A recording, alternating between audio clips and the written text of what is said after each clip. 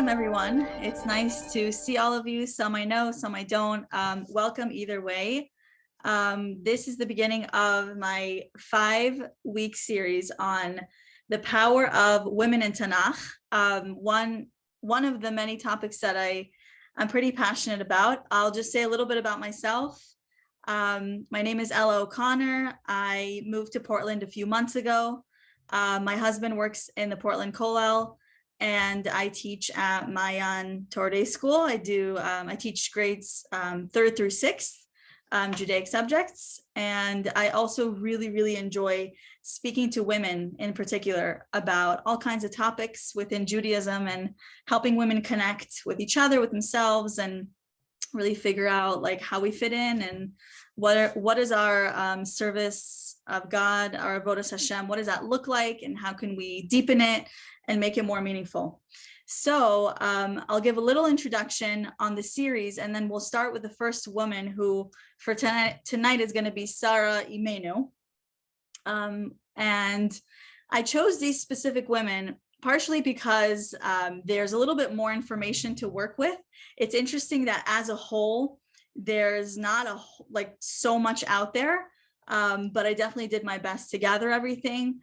What I'm going to share with you is a combination of sources from the Torah, of the origin story of each woman. I also referenced a lot this series called the Jewish Pathway series by Dina Cooper-Smith on Aish.com. She also has a lot of beautiful thoughts that I referenced, and a lot of my own thoughts as well. And I'm going to throw a lot of information and questions at you to get you to start thinking. So at the end of the class, if you want to write something in the chat, I'll also put my contact info if you want to share more or make a time to talk. I'd love to hear your feedback and help you understand all of this. So the basic structure of the shiur, just so you sort of know what's coming up, we'll always start with a few major character traits of that woman that we want to start thinking about and looking out for. Then I'll share some background of the story. I'll give you some context, like what time was she living in, what was going on, where do we see her come up? And then I'm going to weave like different sources throughout and explain some practical ideas of how we can relate to this woman and how we can embody who she was and become better through that. So one thing that I always like to point out is that it's a really special opportunity that you're all here ready and listening. One of the things I end up talking about a lot is self-care and thinking about who we are and trying to feel good about ourselves so that we can have great relationships and serve God also. And I think it's important to note that by being here, you're really caring for yourself in a different way, where you're taking time to think about Torah topics and about how they apply to you. And that's already just an awesome thing. A couple major questions for the whole series that we're going to try to get some clarity on. Why does the Torah highlight these specific women? What do they have to teach us? And how can they empower us today? How can we look at their story and gain from them and figure out how we want to live today, how we want to be women, how do we fit into our community, to our families, how do we see ourselves? A few other points before we go into Sarai Imenu. One is that there seems to be a lot of emphasis on the avos, the patriarchs, Avraham, Yitzhak, Yaakov. We start the Shemona Esrei every day, the Amida, we start with saying Elokei Avraham, Elokei Yitzhak, and Elokei Yaakov. So we talk about these incredible men who changed the world. And we often hear, or it's been thrown around, that they were only able to be great because they had such great women that were backing them up and sort of working behind the scenes. So I think if that's true, then we have to sort of wonder, was there more to these women than the eye can see? Like maybe they're suggesting to us that there's something special about not working in the front line, so to speak, and being behind the scenes, but still, like what help them become great, and what can we find out about them that's going to help us understand that? Are we missing something where we just don't know enough about who they were? I think that sort of thinking about these women in general and how often they did work behind the scenes, can possibly suggest that we need to start thinking about what is our individual role within serving Hashem. How does my service look to me in private, in my thoughts, in who I am, without other people? Like if you remove yourself for a second from community, from family, even from just the Jewish nation or any group that you're a part of, and you start to take apart, like, how does service of God look to me personally? What does it look like on the inside? And that's something that I think helps us to make serving Hashem a lot more real. What decides if we are good servants of Hashem? Like how does that look? And how can we look at these women to figure that out? There are sort of like three areas of our life. One is, we often say, Bein Adam lechavero, the relationships that we have between us and other people. Then we have Bein Adam lemakom, the relationship we have between us and Hashem. And there's another one, which in my opinion gets neglected often, Bein Adam le'atzmo, right? Between a person, a relationship between a person and themselves. That's where everything starts. If you don't feel good about what you're doing, who you are, how you feel, your experiences, it's going to be very challenging for you to have relationships with other people, to connect with God, because all of those things are layers of who we are. But we have to start at, where am I? How do I feel about myself? What I want to suggest is that these powerful women send us a message that there's so much you can accomplish. And there's so much that is like inside of you, like bubbling, like waiting to come out, so much potential. And if you just start to think about these women and the qualities that they had, it just starts to highlight what makes us special. What are our strengths? What can we accomplish? And what we want is really to empower ourselves to be great today and realize there's a specific job that each one of us is here to do that no one else can accomplish. A couple more things that I'll end with before we talk about Sarah. An idea that I love to think about is when we say Modeh in the morning, right? We thank Hashem that he's given us back our soul and we get to live another day. If you notice, the whole tefillah is written in singular, right? It says, I thank you, Hashem, for giving me back my soul. And a lot of times when we daven for community, we daven for family, we daven for others. And Modeh is a very, very specific tefillah to me. Thank you, Hashem, for giving me another day. To me, that suggests that when I wake up in the morning and I start my day, I thank Hashem for giving me life. And I also think about the fact that it must mean that I have something to accomplish. Nobody else can do that, only me. And that drives me to be really empowered to accomplish great things. So our whole goal, I think, is really to try and create a personal connection, an individual connection with ourselves, and thereby have that influence other people and our connection with God. So hopefully we can look at these women and see how they really blaze very unique trails in serving Hashem and figure out, how do we become better ourselves? I think, and I hope, some things that you'll gain is looking at these women and looking at their whole selves. What were their struggles? What were they good at? What was natural to them? How do they tap into that? What do they do with it? And who were they really? One last thing that I'll emphasize is that I really try to weave in and out the power of tapping into emotion, because in each of these women, we can see aspects of who they were and how they utilize that to really become great. And they embraced it all. They embraced struggle. They embraced balance. They embraced strength and emotion and sadness and pain and joy. And it's really all there. So I want to try to highlight that for you. So without further ado, we'll talk about Sarai and Avraham, our very first one. I'm going to go in the order of history a little bit, and we're going to start with Sarah. So some major points that I want to address to get your brains going are the following. We want to sort of explore a little bit about inner strength, because that's something that Sarah really, really embodied. Accepting Hashem's will, boundaries, creating limitations when it's necessary, doing what's right, and not righteous, and internalizing that Hashem acts according to justice. So I think that Sarah seems to be a little bit the opposite of a lot of women that we see who embrace a lot of emotion. She sort of distances herself from it.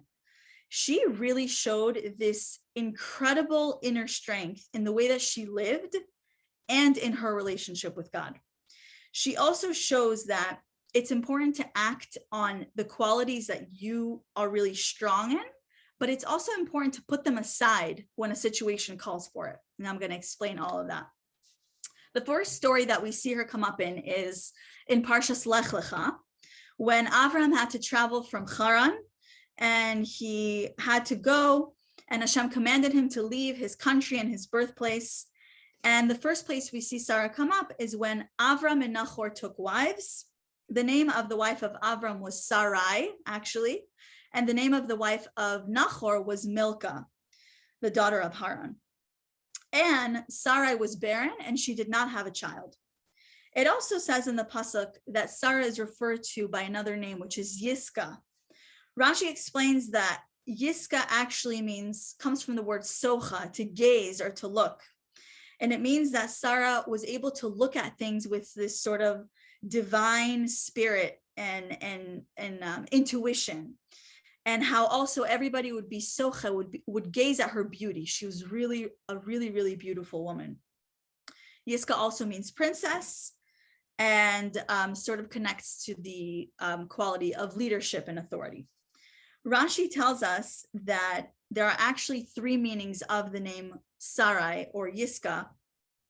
One of them is having a high spiritual level. Another one is beauty. And again, the last one is a quality of leadership. And that's all hinted to in her name.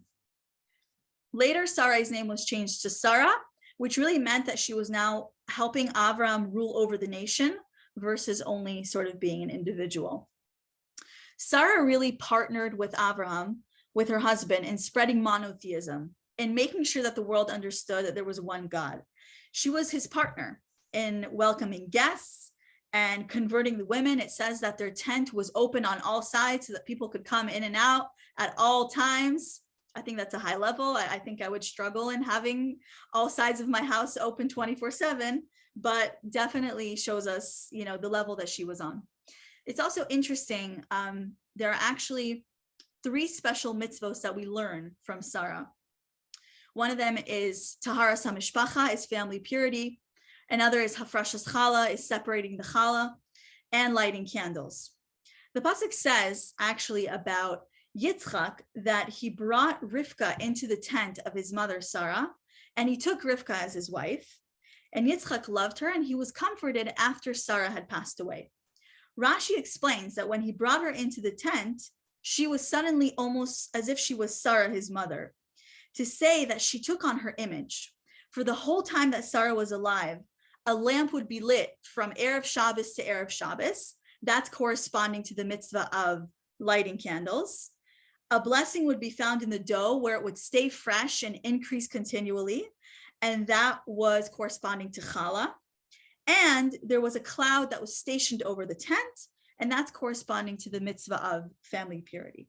But once Sarah died and Rivka came in, all those things returned, which is just interesting.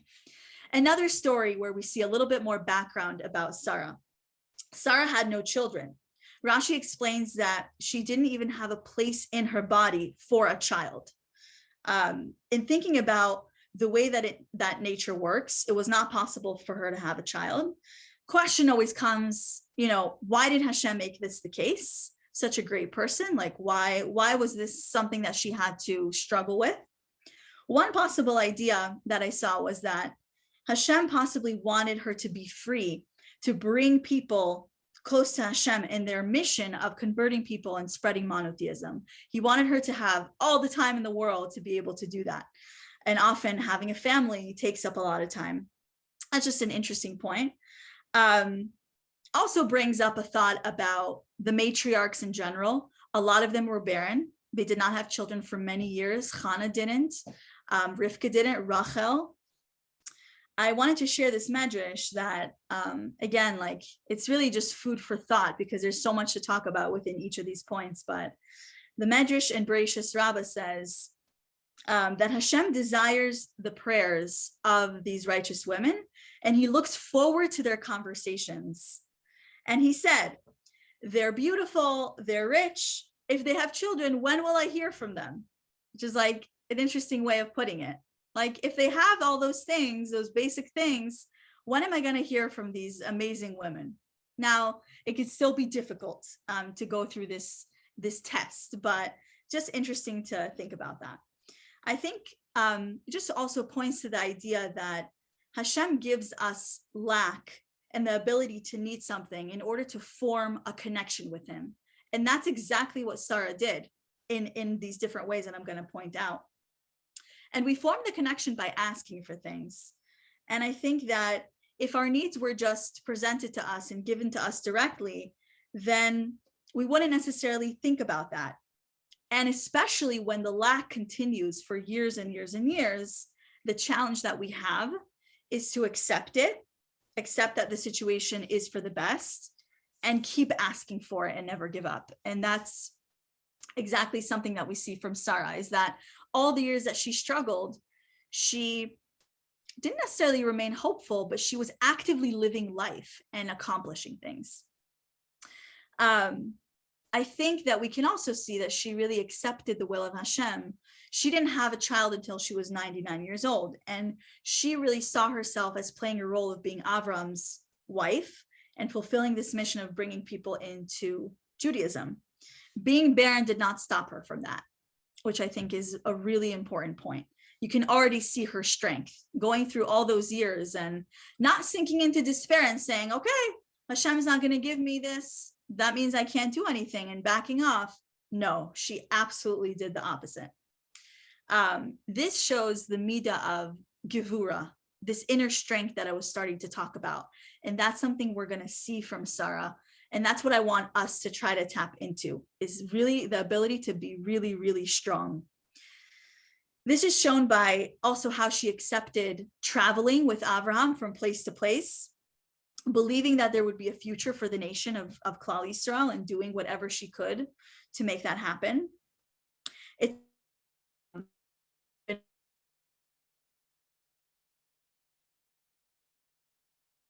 Hashem said, and I will make you into a great nation. I'm just making sure my volume is all the way up. All right. Rashi explains that normally travel lessens three things. I thought this was interesting.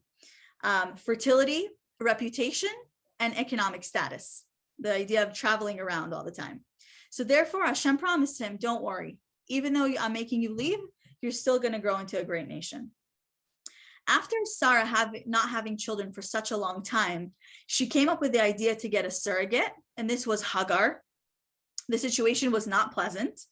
But for someone like Sarah, you can see inner strength by the way that she accepted God's will and said, okay, we're going to have a great nation come from us. It's not going to happen through me. So I'm going to take Hagar and be determined to do the right thing. She went through years of struggling with this. She had to work with Avraham to figure out, how is this going to work? Who's going to be in charge of what? Educating the masses with wandering around. She had to really, in a way, give over her position of being the mother of all Jews to Hagar. And that didn't necessarily sit so well with her. But at the time, she embraced it. And she decided, it's not about me. It's about a nation needing to be born. So this is what I'm going to do to make that happen. And as soon as Hagar married Avraham, she conceived, and she started making fun of Sarah. And she would say about her, this woman, Sarah, she looks righteous, but she must not be. How many years is she married to Avraham and she hasn't conceived? And I conceived in one night. This is a medrash from Bereshis Rabbah, also fascinating. At this point, Sarah, who had accepted the challenge, gets angry. How do we know that? The pasuk says, and Sarai said to Avraham, my anger is upon you. I have given my handmaid, and she sees that she conceived, and now she's making fun of me. Hashem has to judge between you and me. That's what Sarah says. So a question like, what happened to her inner strength? What happened to that ability to accept that this is what needed to happen? Why was she, in a way, it seems like almost blaming Avraham here? As long as Sarah knew that she was fulfilling the will of God, she used that inner strength. But at this moment, she realized that she made a mistake in judgment. Hagar was obviously not the right person to lead the Jewish nation. And it's interesting, just a side point.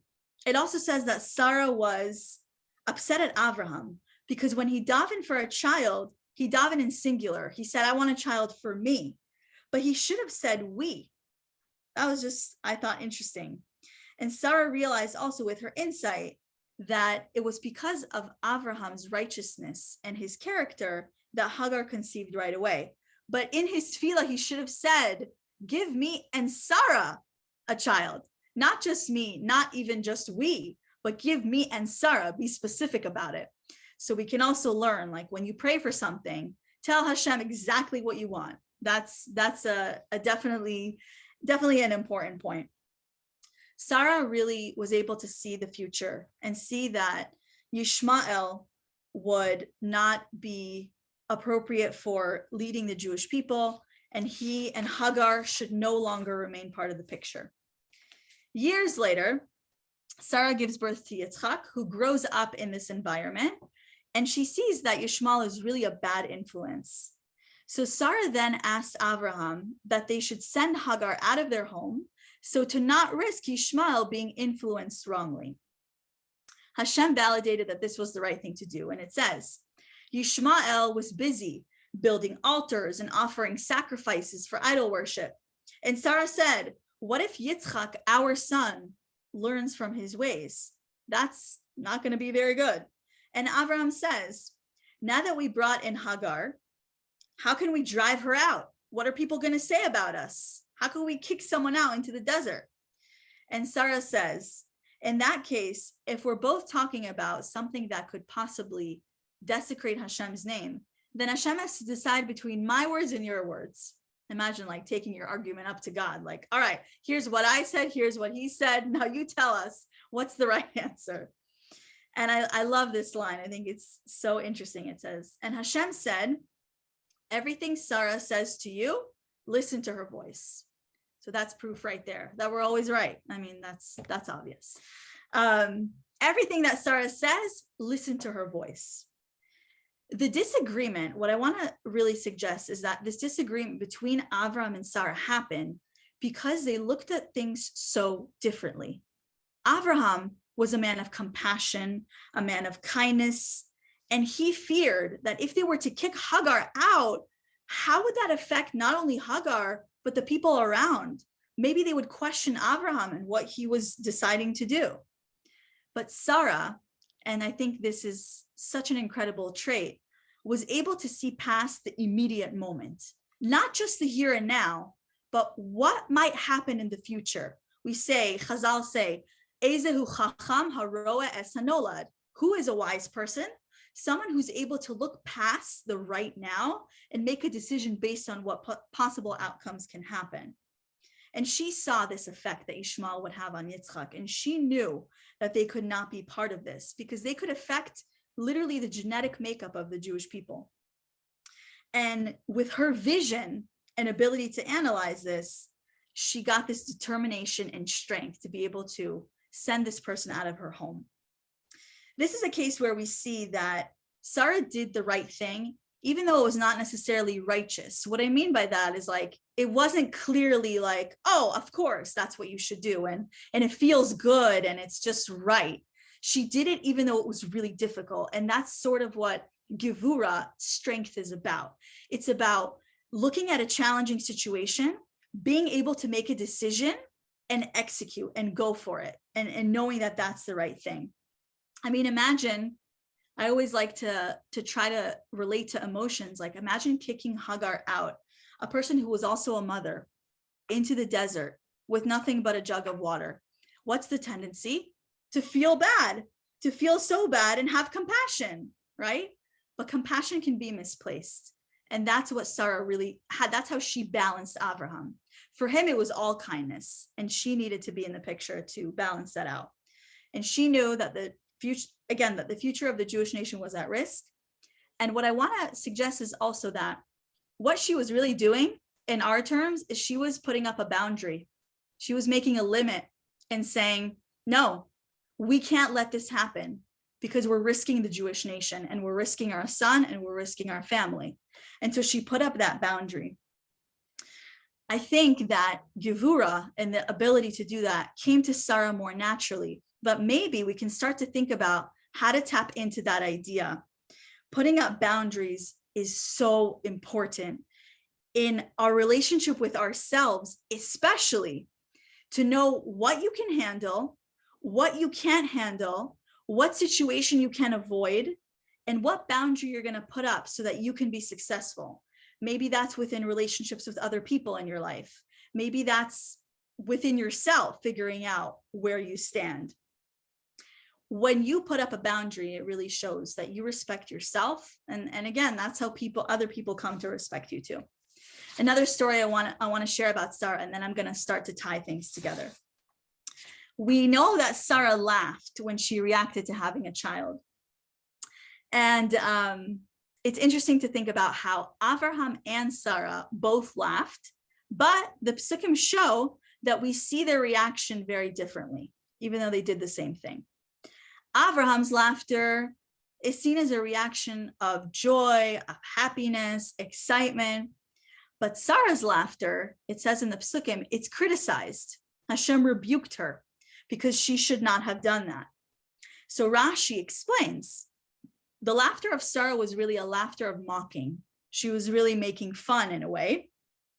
We learned that Avraham believed so much so, and he related to that side of Hashem, of, so to speak, of kindness and giving, that he knew that could happen. So when he heard, he laughed out of excitement. But Sarah was criticized because she didn't believe that that could happen. How can you say such a thing? Did Sarah not believe in God? Well, Hashem says to Abraham, why did Sarah laugh? Is anything too difficult for God to do? Hashem can do anything. He could change things, right, at any moment. And he says, on this day next year, I'm going to come back and I'm going to give Sarah a son. And we see that she denied this. And she says, I did not laugh. She actually denied it because she was fearing of Hashem. She didn't know what would happen. Why would Sarah, who we know was a really strong person, who took on Hashem's will and accepted every situation, laugh at this? Why couldn't she believe that this would happen? When she is confronted by Avraham, she struggles with that. And she actually denies that it happened, partially because she felt like it was an insult to Avraham's age, which is interesting. But she was forced to be silent and accept rebuke. And what I want to suggest, and this really changed the way that I looked at Sarah and what I can learn from her, it could be that Sarah, who was the expert at inner strength and accepting of God's will, had a vision of Hashem or a way of relating to Hashem as a just, strict God. That's the side, so to speak, of Hashem that she really related to. So she found it so difficult to wholeheartedly accept that Hashem can do wonders, that he can change nature, that he can make miracles happen. It was almost like not in her vocabulary.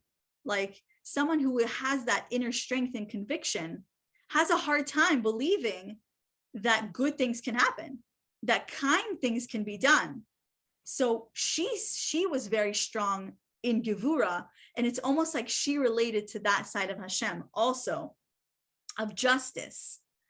And I think that seeing this rebuke of Sarah and sort of like this awkwardness of getting caught in this denial are really meant to teach that to really relate to Hashem, we have to learn to accept the good and the kindness just as much as the struggles and challenges.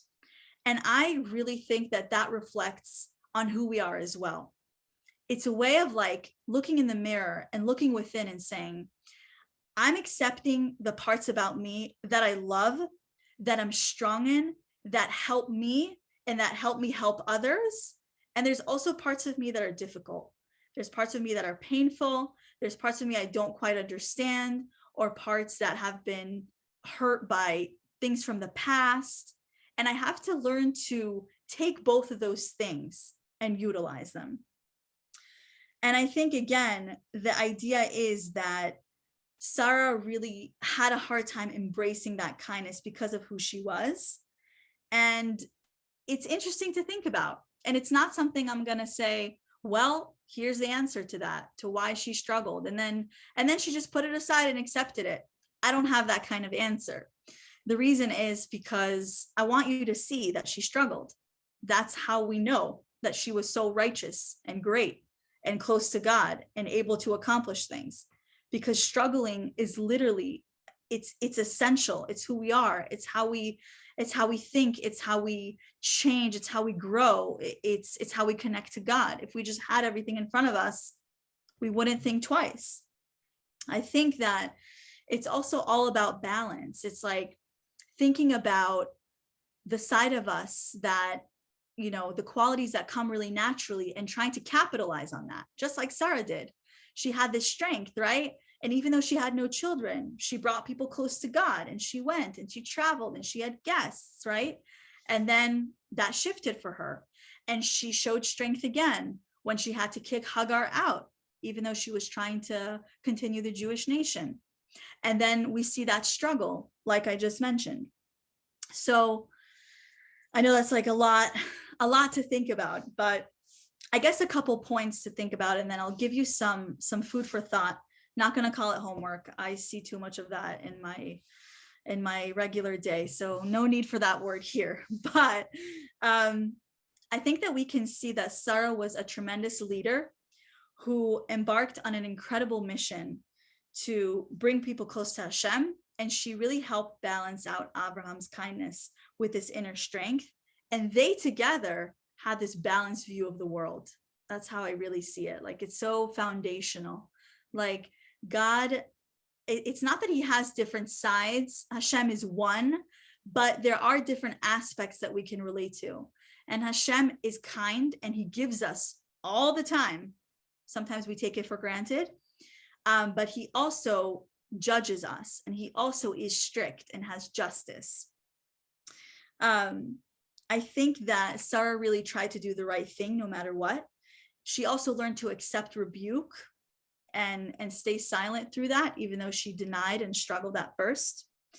And I think she also empowers us to really tap into that place of inner strength when we're going through something difficult, even if that's something that comes naturally. And the point again that I mentioned about creating boundaries, this is going to look different for everybody. And throughout this series, I'm going to point things out to help you think about yourself and how you can utilize different parts of you to grow. And I'm not going to share too many examples because everybody's life looks different, and everybody knows where they have the ability to put up boundaries and where it's difficult. But I really think that that is such a big key to success, is like thinking about who we are and what we need. What do I need to be successful? What do I need to feel good? What are the qualities that I tend to go more towards all the time? And how can I make those even better? And then how can I go to the other side? So ask yourself 2 questions. Number 1, where can I establish more boundaries to preserve myself, my body, and my mind so I can feel good and serve God? And number 2, where can I practice accepting kindness? Maybe that's kindness for myself. Maybe that's kindness from other people. Maybe that's kindness from God. Where in my life can I practice accepting good, focusing on good, understanding that somebody giving to me is another part of me, is another layer that's going to help me to feel good? And I also want to end with sort of like a mantra, like from each woman. I think there's like another sort of idea that we can pick up. And for Sarah, I came up with be strong. Sounds pretty simple, but really important. And you can do things that are hard. I think that I can speak from personal experience where I've had so many times in my life where I got up to certain hurdles and I was like, God, you're so funny. Like, that's not going to happen. And then like, I look back and I can see it so clearly, maybe sometimes not so much, but certain things I'm like, wow, like I got to the other side. That's incredible. And when we go through difficult things, it's hard in the moment to think like, oh, I can do this. Like, of course. And you want to embrace how you feel. All your emotions are valid and all of them they're real. And they're really trying to guide you to figure out where you're trying to go. But I think it's important to remember, like, you can do difficult things. Look at Sarah, look at her life, look at what she did. Look at places where she put compassion aside and she acted and she did the right thing.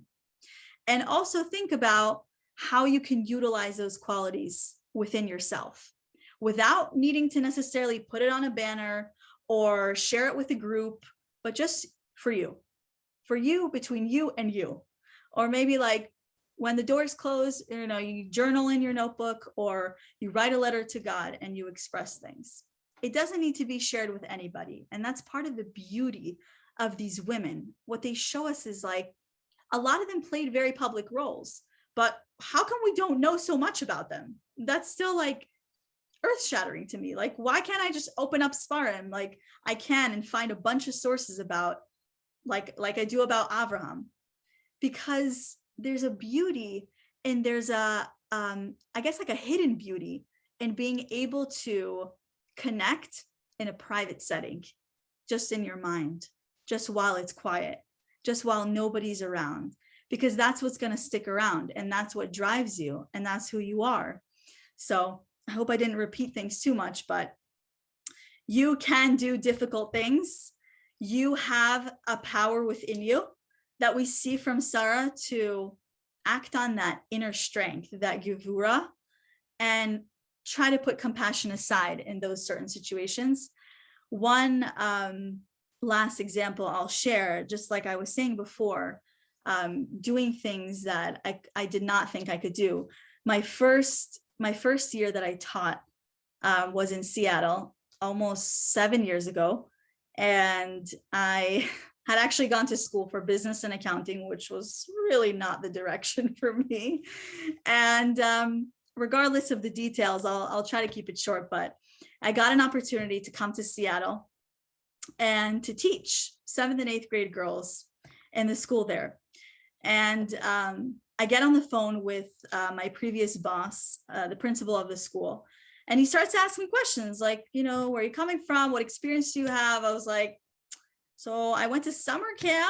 Like, does that count? I don't really know. Like, I've never taught before. I have no clue what I'm doing.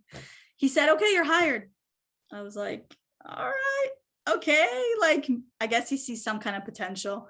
I came out to the school. I toured it a little bit, came and started the year. And I actually had to start the school year 2 days late because of a family thing. I walk into the classroom of 15 7th and 8th grade girls, not a single teaching experience behind me, not a single lesson plan, like really just a piece of paper. And all I had on it was, what's your name? Like, what's your favorite thing to do? Like, very basic questions. And I walk in on my first day and I'm never going to forget. I just was like, I'm in the right place. I just am. This is where I'm meant to be. This is what I'm going to do. And I had no clue what I was doing at all. And now I look back, I'm like, wow, Hashem gave me tremendous ability to teach and to educate and to figure this out and to connect with students. And it was just like this really transformative process that I'm still going through every single day. And so I try to remember that, when I have difficult things, or even in my teaching, I'm like, no, I can't figure out this student. It's too difficult. Then I'm like, wait a second. Whoa, like I did this, I did that. Of course I can do this. So I'm going to suggest to you also, take 5 minutes. Think about like, what was one of those moments for you where something was really difficult and you did it? You got to the other side, you accomplished it, whatever that was, and use that to drive you, to empower you. Like, yeah, I can do this.